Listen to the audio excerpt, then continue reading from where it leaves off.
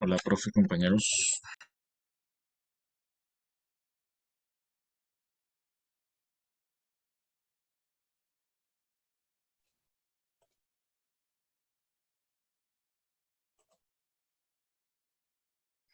Un saludo, estimados, nuevamente bienvenidos.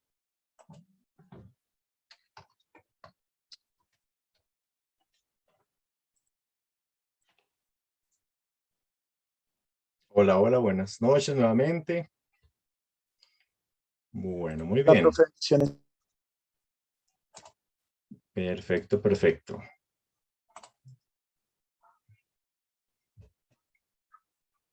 Bueno, volvieron vivos. Eso está bien. Regresaron. Eso es buen síntoma. Vamos a esperar que terminen de ingresar. Muy bien. Muy bien, muy bien, muy bien.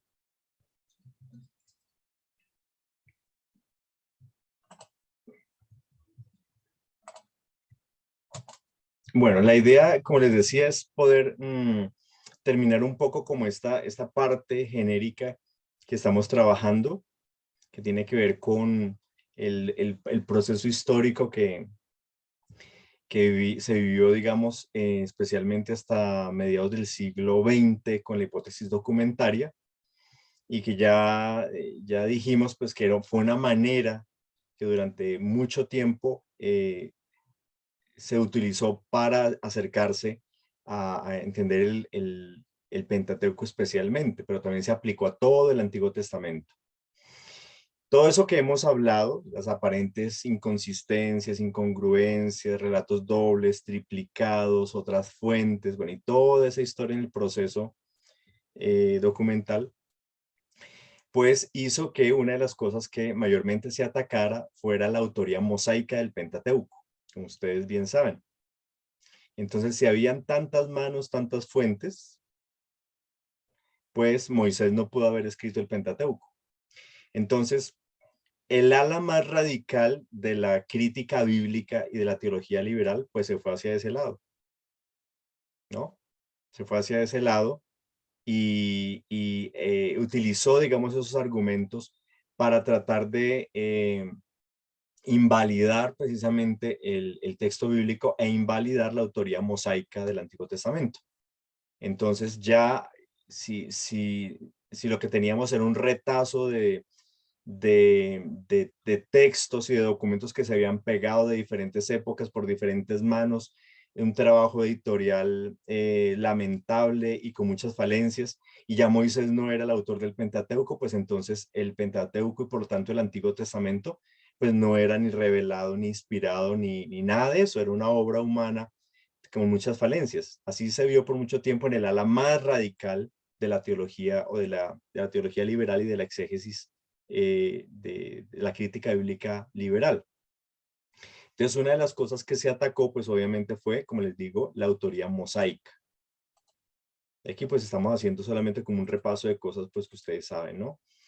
Entonces se hablaba, por ejemplo, los cortes y los tropiezos en la continuidad de las narraciones, de la creación del uno al 2 hay como que no cuadraban muy bien, los relatos duplicados y triplicados, tradiciones distintas y a veces opuestas entre la creación, del relato de la venta de José, hay muchas cosas, del maná, cuándo cesó, cuándo no cesó, los anacronismos, es decir, los relatos también hablaban de lugares, utilizaban términos muy posteriores a Moisés, en la época del exilio, el retorno. Lo mismo el vocabulario no era consistente con el vocabulario que debió darse en épocas anteriores, sino que el vocabulario a veces en el Pentateuco es muy tardío, diferencias de estilo también, entonces se veía como el narrador, ese personaje que cuando uno está leyendo el texto le va contando las cosas, es diferente en si está en Éxodo o si estamos en Deuteronomio, lo cuenta, nos narra de diferentes maneras, y mayormente porque en el Pentateuco encontramos más de 600 veces la referencia a Moisés en tercera persona, como acá en Números 12:3. Y aquel varón Moisés era muy manso, más manso que todos los hombres de la tierra. Entonces noten que como está escrito, la manera como está escrito da cuenta de que no lo hubiera escrito Moisés, sino que un tercero hubiera escrito en nombre de él. Entonces todo esto se confabuló precisamente para hablar de la no posibilidad de la autoría de Moisés. Además que en los textos pues se encontraban así, diferentes cosas, ¿no? Aquí en Deuteronomio 34:5, Moisés, siervo del Señor, murió allí en la tierra de Moab. Noten, allí en la tierra de Moab. Es como si el que escribe estuviera en otro lado y está diciendo, fue allí en la tierra de Moab. Como, no como si él estuviera participando del relato, sino contándolo a posteriori y estuviera desde otro lugar. Lo mismo el relato de la muerte de Moisés. Moisés tenía 120 años cuando murió, su vista estaba intacta y su vigor no había disminuido. Noten que la manera como se cuenta esto es a posteriori y como si la persona hubiera recibido como una tradición o una información acerca de la muerte de Moisés. Las notas, los comentarios que hay en muchas partes del Antiguo Testamento, especialmente el Pentateuco, hay comentarios que hace el narrador o hace el autor o el redactor de pasajes. Por ejemplo, aquí Génesis 12 y Génesis 13. Y pasó Abraham por aquella tierra hasta llegar al lugar de Siquem, hasta el encino de Moré, y el cananeo estaba entonces en la tierra. Miren que esta aclaración que él hace es como si lo estuviera haciendo para que quien escucha o lee eh, tuviera en cuenta este elemento histórico, pero que es muy anterior a él, ¿no? No es del momento en el que se está escribiendo. O aquí en Génesis 22, y llamó a Abraham el nombre de aquel lugar, Jehová proveerá.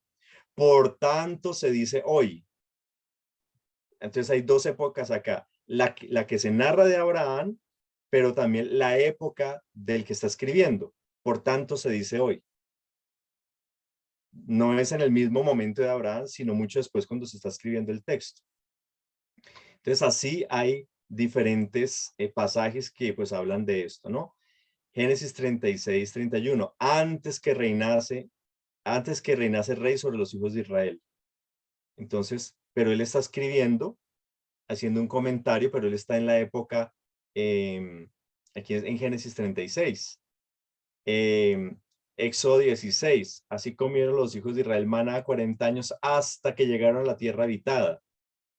Y en Josué dice, y cesó el maná al día siguiente desde que comenzaron a comer del fruto de la tierra.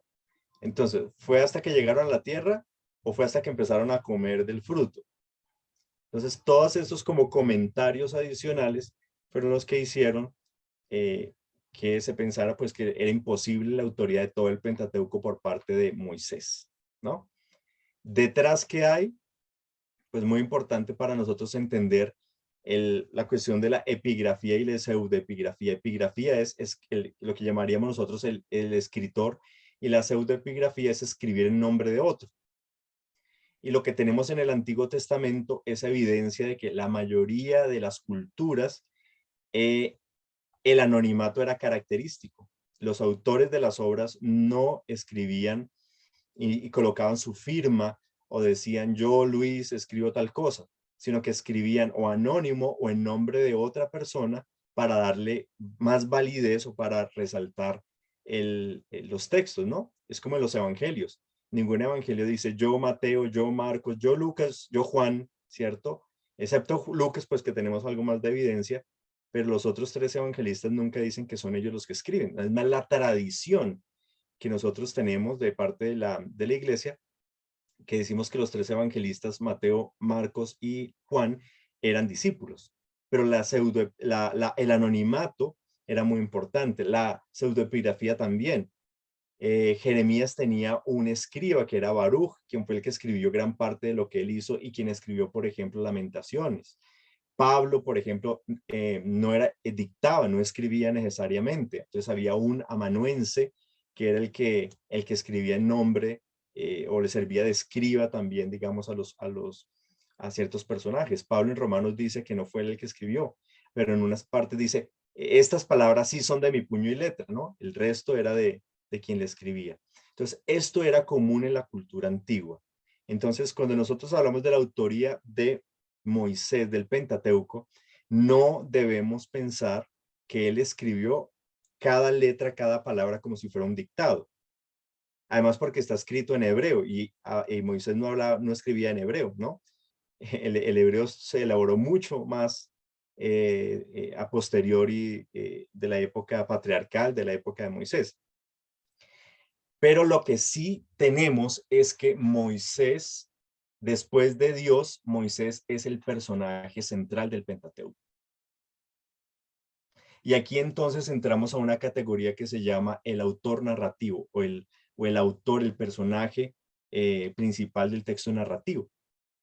Hay un autor narrativo ahí y es que Moisés es la figura que aglutina, es la figura que amarra todo lo que tenemos en el Pentateuco. Y en ese sentido es autor porque los textos lo toman a él como la figura para poder establecer toda la historiografía que quiere presentar. Además de eso, el mismo texto que dice que Moisés no pudo escribir ciertas cosas, también es el mismo texto que dice que Moisés sí escribió muchas cosas. Entonces es el mismo argumento para ambos, ¿no? Y eso nos ayuda también. En muchas partes se dice que Dios le dice a Moisés que escriba, como en Éxodo 17:14. Jehová le dijo a Moisés, escribe esto para memoria en un libro y di a Josué que raeré toda la memoria de Amalek debajo del cielo. En muchos pasajes se habla de la Torá de Moisés. El mismo texto habla de la Torá de Moisés. Es decir, era una tradición ya antigua que conocía los redactores y editores mucho antes del retorno del exilio. Ya había una tradición de que muchos textos habían sido escritos por Moisés. Entonces se habla de la Torá de Moisés, la ley de Moisés, Moisés como el autor del Pentateuco, que lo corrobora también por ejemplo, el Talmud de Babilonia para los judíos, y muchos versículos donde se dice, Jehová dijo a Moisés, escribe esto.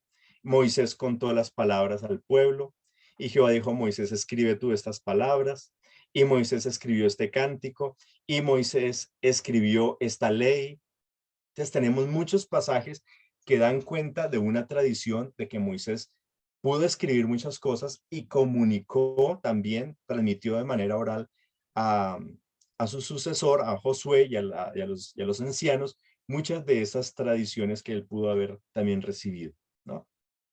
Entonces, esto nos ayuda a nosotros a entender que si bien Moisés no pudo escribir todo el Pentateuco, sí hay evidencia interna de que él escribió y que esas fuentes de lo que él escribió y tradiciones orales que dan cuenta de que Moisés escribió fueron utilizadas como base también para escribir el Pentateuco y dejar a Moisés como el personaje eh, del cual depende o gira todo el antiguo, el Pentateuco, ¿no? Él es el personaje central que estructura, como les digo, toda la tradición.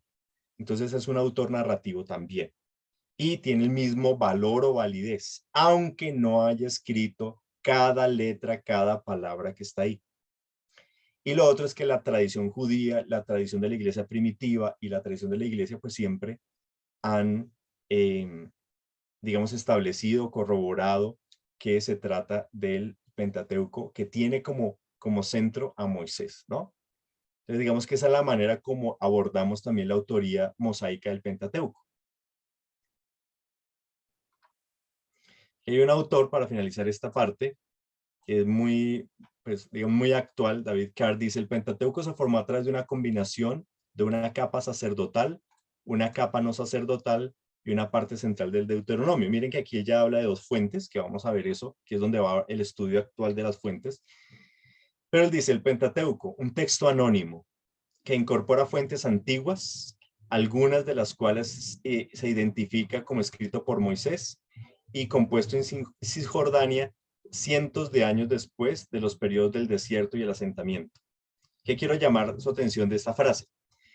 Que autores tan actuales, ya no afirman que el Pentateuco no fue escrito por Moisés. sino miren ahora con la elegancia que tienen que mencionar, ¿sí? Que algunas de las fuentes se identifican como escritas por Moisés. O sea, hay un reconocimiento de que Moisés escribió documentos que fueron fuentes para el Pentateuco, pero que finalmente la redacción, la compilación, el trabajo editorial, pues se hizo cientos de años después de los periodos del desierto y del asentamiento. Entonces estamos hablando de la época de los reyes, la época del exilio, del retorno. Hay un reconocimiento de que es en esa época donde se termina de formar el Pentateuco. Pero por lo menos que los autores actuales ya reconocen que sí, Moisés fue un personaje histórico, porque eso era lo otro. Se decía Moisés nunca existió, Moisés fue un personaje legendario que fue inventado con el propósito pues de darle un héroe al pueblo de Israel para formar su historia. Pero el testimonio interno del mismo texto nos sirve hoy en día para decir si existió, no sabemos de qué manera ni cómo era. Obviamente no vivió 40 años en Egipto, 40 años en el desierto, ni 40 años guiando al pueblo de Israel, porque ya sabemos que eso es el 40, ustedes recordarán en hebreo decíamos, es un recurso para decir más bien que el personaje vivió 3 transiciones, pero que sí debió existir el personaje, que posiblemente tenía unas características particulares y que fue usado por Dios en alguna etapa de la historia del pueblo de Israel. Entonces, a nivel académico, digamos que eso es bueno, que se haga ese reconocimiento actual de Moisés y que podamos nosotros decir, ¿quién escribió el Pentateuco? Moisés. ¿Quiere decir que escribió cada palabra? No, pero es el autor narrativo y es el personaje central que articula toda la historia. Y eso tiene la misma validez, digamos, para las culturas antiguas, que lo que nosotros hoy damos de validez para un autor en general. ¿Está bien? Yo recuerdo, les comento una ilustración, hace mucho tiempo cuando estudié mi pregrado, yo recuerdo eh, en una clase de teología donde era imposible, nos decía el profesor, es imposible que ustedes siquiera piensen que Moisés escribió el Pentateuco, o escribió algo, decía él. Él era de una tradición europea muy liberal. Él decía, es imposible y ni siquiera piensen que llegó a existir o a escribir algo.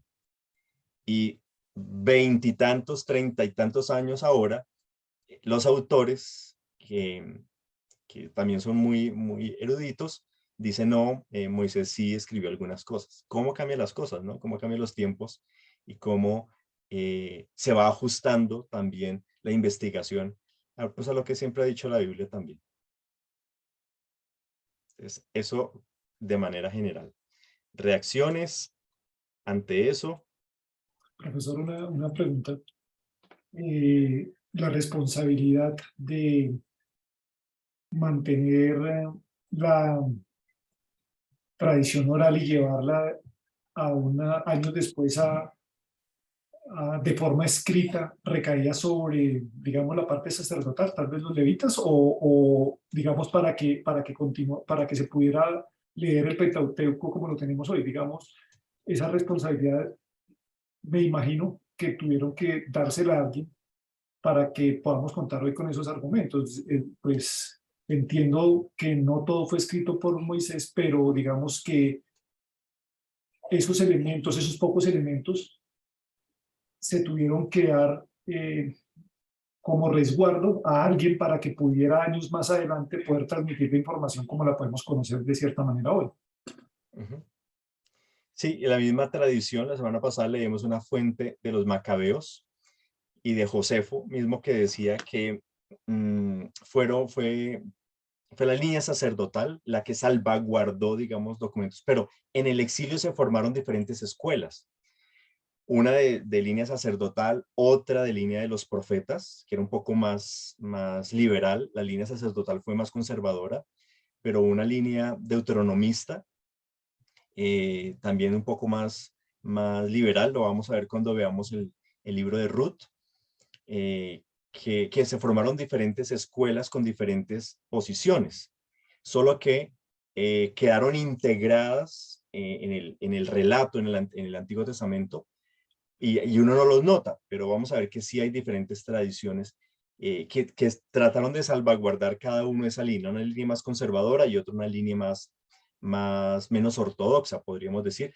pero las dos salvaguardando el culto conservador a Yahvé. Es que en el fondo hay un problema es con el culto a Yahvé, porque el culto a Yahvé había un culto idolátrico, ¿verdad? Un culto pagano, diríamos nosotros, y un culto más conservador, que fue el que se impuso.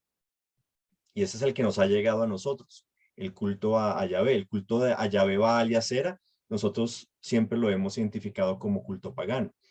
Entonces sí fue una escuela, una tradición que se fue pasando de generación en generación para salvaguardar el texto hasta que el texto se canoniza, por así decirlo, al retorno del exilio y un poquito más como en la época de los macabeos, ya se estandariza. Y eso es un trabajo editorial, ¿no? Ya les doy la palabra. Hay tres términos que ustedes tienen que distinguir. Autor, ¿cierto? Redactor o proceso redaccional y editor y proceso editorial, ¿no? Son tres fases, tres fases, pero también tres momentos en la producción literaria. Está el autor que escribió, muy seguramente, el autor bíblico, un profeta que escribió su profecía, pero luego viene el redactor, que es el que compila recoge esos documentos, esas tradiciones y las forma en un relato más consistente, ¿sí? Que va a pasar a otro redactor posiblemente y algunos textos a 2, 3, 4 redactores.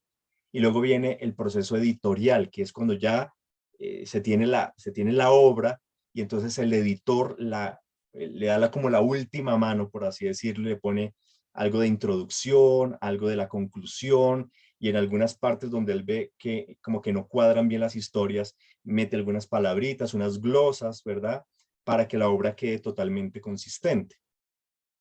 Tanto el autor como el redactor, como el editor, nosotros creemos que la inspiración estuvo en todo el proceso, que el Espíritu Santo salvaguarda todo el proceso hasta que nos llegue a la obra como la tenemos, ¿no? Y no solamente, como les decía la semana pasada, ver la inspiración como un dictado y ya. No, eso fue un proceso más larguito, pero que confiamos que el mensaje que nos llegó a nosotros logró sobrepasar todas las vicisitudes humanas del proceso de escritura, de redacción y de edición. Sí, señor profesor, ¿y hay alguna evidencia hoy en día acerca de algún escrito de Moisés o no se cuenta con o sea, se supone que hay escritos, pero no se cuenta con evidencia? No, pues lo que tenemos es todo el Pentateuco, pero ¿qué partecita es No, realmente sí, de voy Moisés? No, específicamente a eso, o sea, la pregunta va dirigida a eso. ¿Hay algo que evidencie que algún fragmento de un texto fue escrito específicamente por él?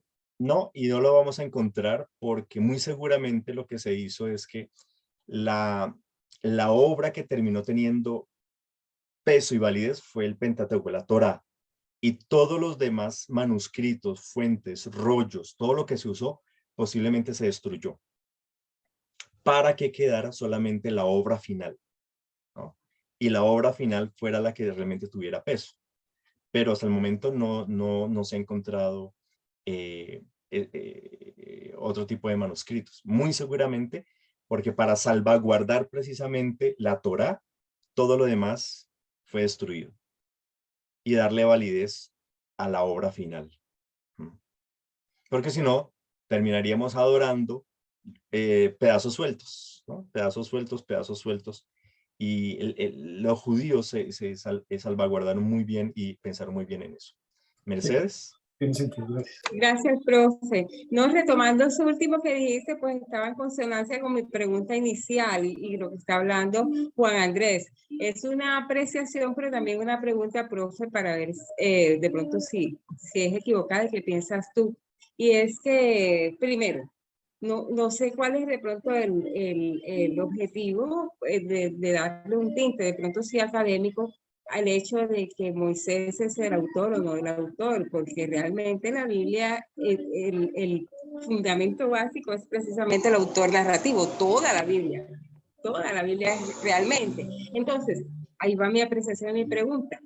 Los 30 últimos años o 40, no sé, de los que estamos hablando, de que se está reivindicando a Moisés como el autor, ¿cierto? O por lo menos toda esta figura de que es el autor, aunque sea de algunos textos, sería también como una forma de expresar esa identidad judía por el caudillismo, por todas estas raíces de su historia, de éxodo, de liberación.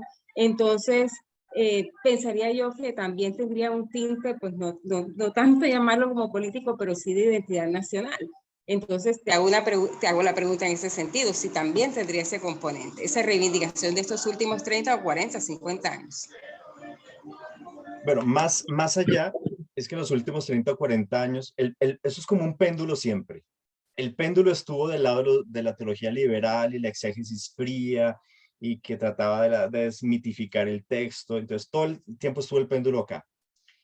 Cuando se dio todo ese agotamiento y se dieron cuenta los exégetas, pues que eso no estaba llevando, no servía para nada en cuanto al texto, el péndulo empezó a moverse para el otro lado. Y en ese momento el péndulo es que lo más importante es lo que dice el texto.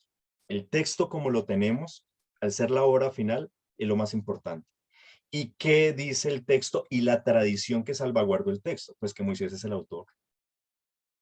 Entonces, es natural nuevamente volver a hablar de la autoría mosaica, ya no como el autor de todo, pero sí reivindicarlo, porque el texto lo dice.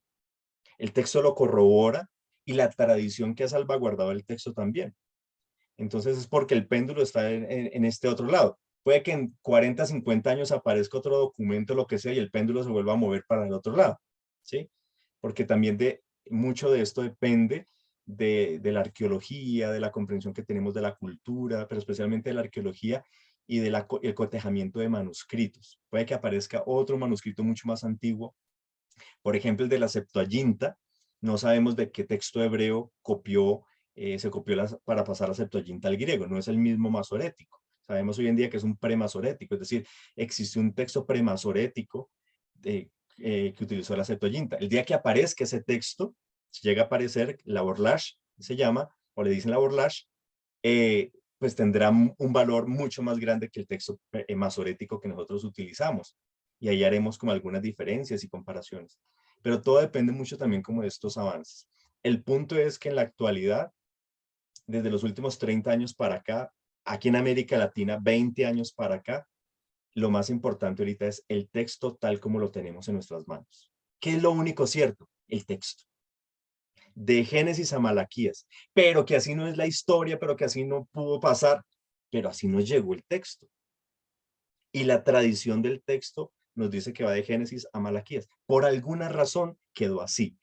Y ese canon es el que ha alimentado la fe de las comunidades durante miles de años. Porque no hay que olvidar que el propósito final del texto es la fe comunitaria. Bueno, la fe individual, pero también la fe comunitaria. Entonces, cualquier cosa que digamos de exégesis, que digamos de arqueología, que digamos de lo que sea, hoy en día tiene que apuntar y tiene que responder a la pregunta, ¿y cómo eso alimenta la fe de la persona o de la comunidad? Porque el texto fue escrito, fue armado con el propósito de obviamente generar fe en la comunidad que se unió en torno a ese texto, ¿no? Entonces, esa pregunta no se hacía hace 50 años, porque no era importante la comunidad, ni la fe, no era importante. Pero hoy en día, como les digo, dio un giro la exégesis, afortunadamente, yo creo que gracias a Dios, en ese sentido, y mayormente por la exégesis latinoamericana. Entonces, los exégetas latinoamericanos le han dado ese toque y han empujado la hermenéutica bíblica, que ha sido muy importante. Uno de los más grandes representantes de todo ese fenómeno, ese proceso, fue Severino Croato, por si lo quieren ustedes investigar. José Severino Croato, que es el padre como de la hermenéutica bíblica latinoamericana. Y de ahí entonces se han venido inscribiendo, y nos hemos venido inscribiendo porque yo me considero pues de esa línea de la hermenéutica bíblica. Ojo, hermenéutica bíblica, pero otra cosa diferente a la hermenéutica bíblica latinoamericana, ¿no? Que es otro enfoque, otra cosa. La hermenéutica bíblica es la que dice que la finalidad del texto es la fe y el fortalecimiento de las comunidades. Gracias, profe. Listo. Muy ¿La bien. latinoamericana es más liberal, profe? No, la latinoamericana es una metodología de hacer exégesis desde América Latina. ¿No? Ya es una metodología que busca desarrollar un método propio de lectura desde América Latina. ¿Y Pero eso la no era hermenéutica, ya un pensamiento más liberal? no, más bien actual, ¿no? Actual, porque es que nosotros siempre hemos traído modelos exegéticos de Europa y de Estados Unidos, pero muchas veces no casan con la realidad latinoamericana. Por eso muchos de nuestros cultos en las iglesias no tienen nada que ver con la realidad. Entramos el domingo al culto y es como entrar a otro mundo. Y salimos del culto y salimos a otro mundo, ¿no? Porque no hay una coherencia muchas veces entre nuestra práctica teológica y cúltica con la realidad, pero es por un modelo que hemos impuesto. Entonces, la hermenéutica bíblica latinoamericana es buscar un método de hacer exégesis, pero que tenga en cuenta la realidad latinoamericana. La pobreza, la violencia, la discriminación, cómo hablar a esas realidades latinoamericanas. Entonces, que la exégesis bíblica debe apuntarle también a eso, a los campesinos, a las negritudes, a la población LGBTI, PQEK, más, y todo lo que, y todos ahora los apellidos que tiene. ¿Cómo poderle hablar a todas esas realidades latinoamericanas?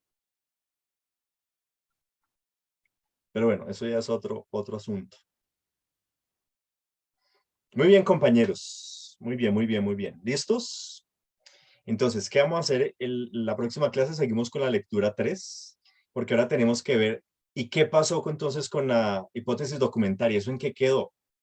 ¿Cuáles son los nuevos representantes y qué están diciendo? Entonces tenemos que completar eso, y una vez completemos eso, entramos a mirar Génesis, Éxodo, Levítico, Número, Deuteronomio, ya una parte más bonita, ¿sí? Que es mirar libro por libro, hasta donde alcancemos, o sección por sección, algunas claves teológicas a manera de síntesis, porque esto es síntesis de Antiguo Testamento. ¿Está bien? Y hablamos el próximo martes ya coloqué ahí el Word en la plataforma para que ustedes descarguen las preguntas del quiz que se va a hacer, que esa será su nota, parte de su nota del primer corte. ¿Listo? Entonces la idea es que descarguen ese Word, vayan viendo las preguntas, las vayan resolviendo, ¿sí? A medida que pues vamos avanzando en las clases, y vamos a hacer un ensayo de ese quiz, a ver cómo nos va. ¿Les parece? ¿Algún protestante? Muy, muy bien. Muy bien, excelente. Muy bien. Entonces, quiero que quedamos así. Profe, gracias. Dios Profe, lo una cosita. bendiga. ¿Sí, Daniel? Hola, profe. Profe, no sé si ya le comentaron que nosotros ya pudimos cuadrar el horario para poder ver las 3 horas. Ah, no, no me han dicho. Ah, bueno, Ah, no, pues entonces, mejor, ¿no? sí, ya cuadramos para no tener que salirnos a las 8, Ok. sino para poder tomar las 3 horas con su merced Ah, del perfecto. lectivo. Y la otra hora ya la ajustamos en otro horario con los otros compañeros para que no se nos crucen las clases. Ah, perfecto. Perfecto. Bueno, muy bien, excelente. Entonces ya Gracias vamos a estar completos. por ese ejercicio también ahí, para que ustedes pues también sientan pues que ven como la síntesis completa. Muy bien. Bueno, no los torturo más por hoy. Entonces, recuerden, vamos a la lectura número 3, y la idea es que ustedes puedan subir dos rejillas de lectura nomás, ¿no? De las 4 creo que son 2 por lo menos. Entonces, es que las tengan presentes. Y la otra nota del corte va a ser el quiz que vamos a realizar. Y ya les di las preguntas del quiz. No, es el colmo. Entonces, ahora resuelvan las preguntas y nos vemos dentro de 8 días. Nos da Bendiciones para 15 todos. preguntas y nos Gracias, hace una profe. sola que no está ahí. No, son 10, tranquila. Son 10 de Profe, esas 15. Eso es como un ¿me da 2 pre-ICE. minutos, por favor? Sí, señora. ¿Puede? Gracias. Gracias, profe. Bueno, un Gracias, saludo. profe. Gracias, profe. Gracias, Gracias, bendiciones. profesor. Dios lo bendiga.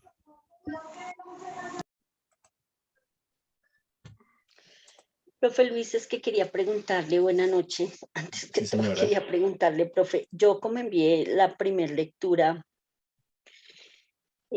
antes que usted enviara el El formato.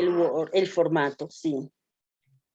¿Debo hacer esa lectura basada en el formato o la dejo así? Pues es mejor que la pases, porque Ujú. realmente es como media paginita. Sí, eso es.